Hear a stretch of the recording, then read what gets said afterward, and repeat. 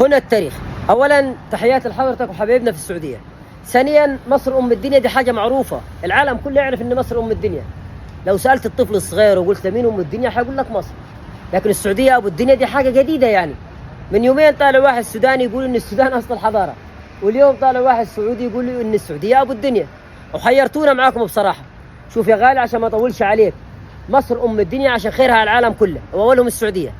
مش هقول لك على ايام سيدنا يوسف مصر اطعمت العالم كله في 7 سنين عقاف، ولا هقول لك ان في عام الرماده اللي حصل الجوع والمجاعه اللي حصلت في المدينه كتب الفاروق سيدنا عمر بن الخطاب لسيدنا عمرو بن العاص في مدينه الفسطاط، قال له اغيث امه محمد.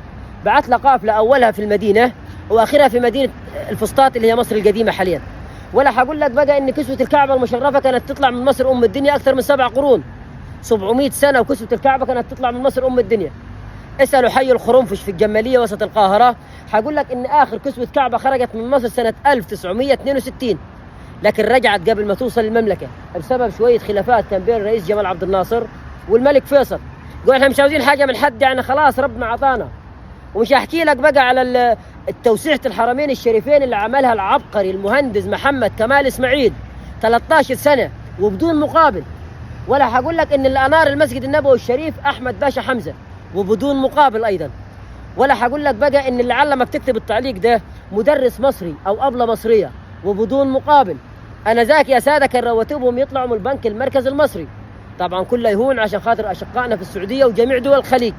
ولا هقول لك واحكي لك عن التكيه المصريه اللي كانت وحده في مكه والثانيه في المدينه لخدمه حجاج بيت الله الحرام. ولا هقول لك ان اول طريق كان مرصوف بالاسفلت في المملكه عملته مصر، كان بين جده والمدينه. ولا هقول لك ان اول سياره مشت على اراضي المملكه كانت هديه من مصر ام الدنيا لامير اماره حائل، تحياتي ليه الشمري والنعم فيهم. الحاجه الوحيده اللي هقولها لك ان مصر دي كوكب لحالها. مصر بص، مصر دي في كفه والعالم كله في كفه. كلمه ليكم يا مصريين، اياكم تعتبوا على اللي شبع بعد جوع، اياك تحتب على اللي شبع بعد جوع. وتعبت وانا اقول استقيموا يرحمكم الله.